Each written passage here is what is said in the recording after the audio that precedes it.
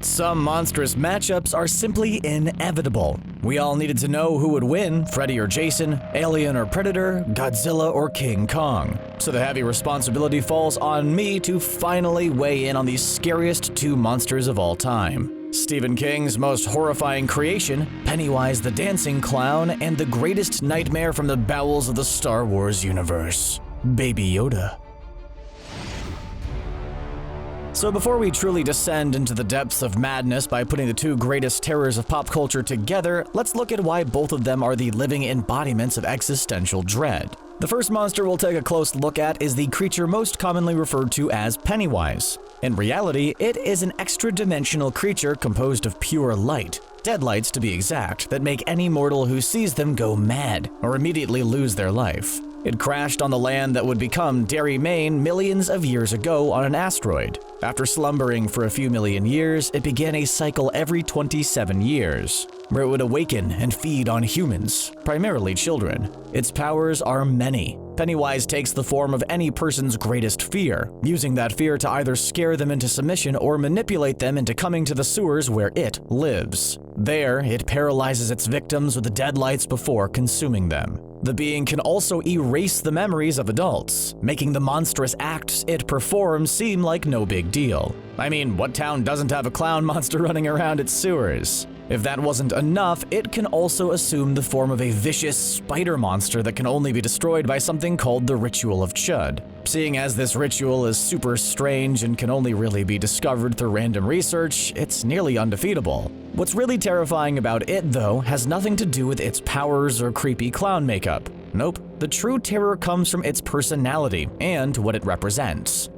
It's not enough that this being lures children into a sewer to eat them like he's a lazy college kid and they're a Postmates delivered cheeseburger. No, what really creeps me out to the bone is that it seems to greatly enjoy what it does. In the book, it describes humans as playthings for its amusement, more than food. From what we've seen of the creature, it's likely that it could probably make do with other types of life to consume, but chooses humans for the sport. This, combined with the fact that it is a metaphor for disturbing childhood memories, explains why it is somehow even more terrifying than OG monsters like Freddy Krueger. That and the fact that Bill Skarsgård and Tim Curry were both way too good in the role. So how could anything possibly be more terrifying than the scariest monster Stephen King has ever produced? Well, look upon the face of Baby Yoda and despair. Stare into the cold, lifeless eyes of pure evil.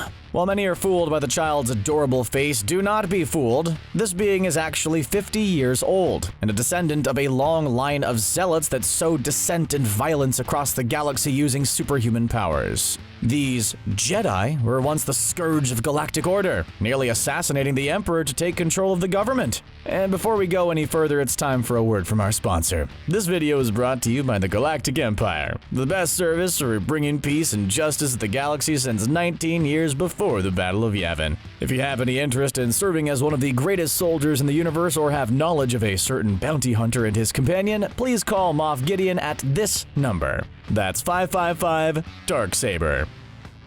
Thanks to the heroic Stormtrooper army, most of the Jedi have been wiped from the face of the universe. Unfortunately, this child possesses a grave threat by being of an unknown species predisposed to incredible powers even by Jedi standards. It can lift objects with its mind, heal or drain the life out of anyone, and could even learn to manipulate your very mind. Not only that, but it is a remorseless agent of chaos. Everywhere this child goes, violence and destruction follow. It faces all of this with seemingly no fear, but almost a childlike sense of fun. Don't let its tiny, adorable baby steps and big floppy ears fool you. It is a being of extreme evil. I mean, that's what all these stormtroopers sitting with me in the recording booth tell me anyway.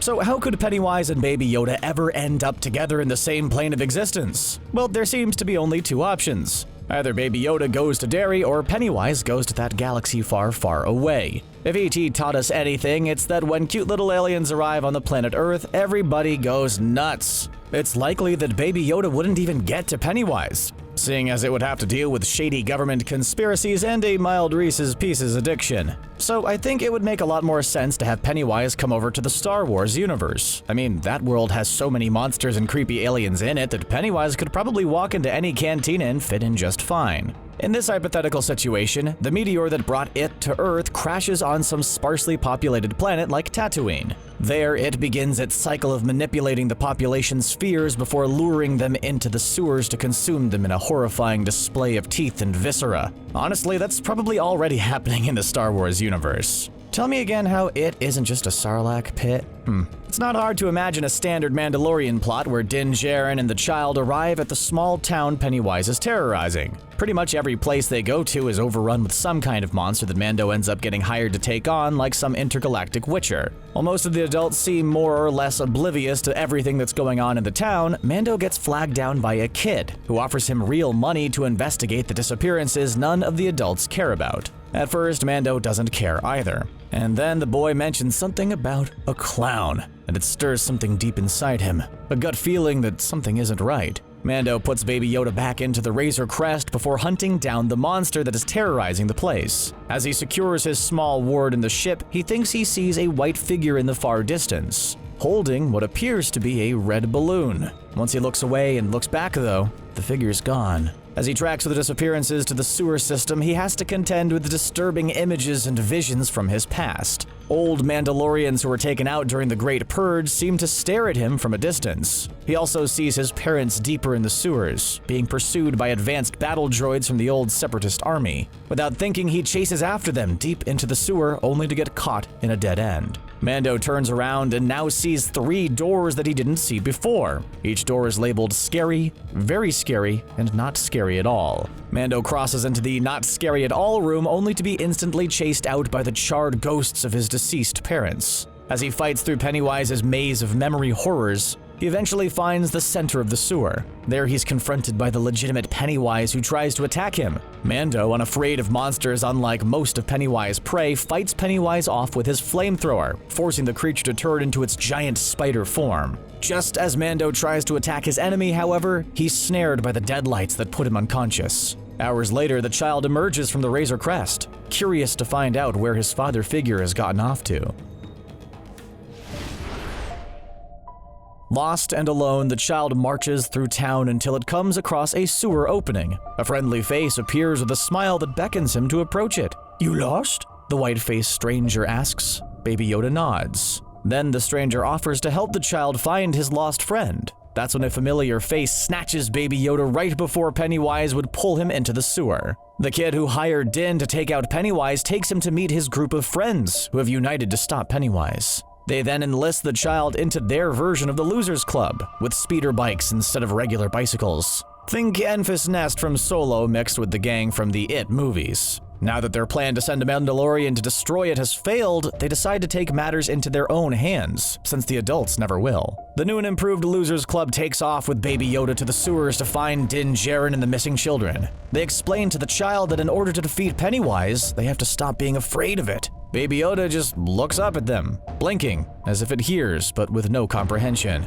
The kids journey down into the sewers, but are frequently distracted by their own fears and nightmares. Then they realize that the child isn't being stopped by these at all. Much to their shock, they discover that the small alien seemingly has no fear at all. Now that the gang has journeyed into the center of the sewers, Pennywise attacks. Bolstered by the confidence of their fearless friend, the losers actually manage to fight Pennywise off. Figuring this out, he separates Baby Yoda by showing him a vision of Mando holding his hand out to him. The child goes to this projection, but he quickly realizes that this isn't the real Mando. The real Mandalorian is no longer alive. This angers the child, who reaches out with the Force and chokes Pennywise. It manages to struggle free, but Baby Yoda, fully leaning into his dark side powers, attacks Pennywise in his clown spider form. We have a very special treat for you now, because I actually managed to hire a team of animators to show you exactly how this fight would go down.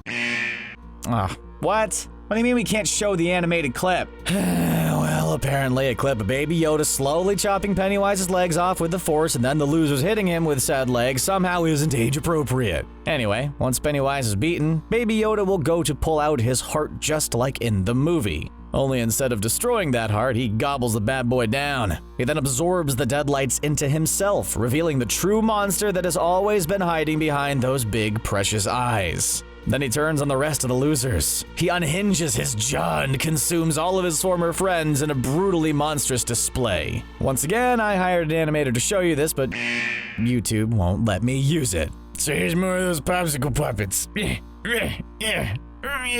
Harrowing, right? Once Baby Yoda is finished with the losers, it begins its own reign of terror across the planet. Instead of merely attacking every few decades, however, the child unleashes its full power in an unending wave of ceaseless destruction. It then travels from planet to planet, galaxy to galaxy, consuming everything in its path until there's nothing left that can save you. So if you see this child, be sure to contact authorities immediately. It might just be the call that saves the universe. Once again, this video is brought to you by the Galactic Empire, your #1 trusted source of information that is in no way propaganda. Wait, what do you mean the second Death Star got blown up?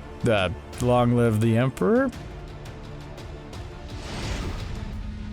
And there you have it. How it would go down if the two scariest monsters of all time fought each other. Which do you think is more terrifying? That's a stupid question. Of course it's Baby Yoda. Let us know in the comments down below, and don't forget to like and subscribe for more CBR content.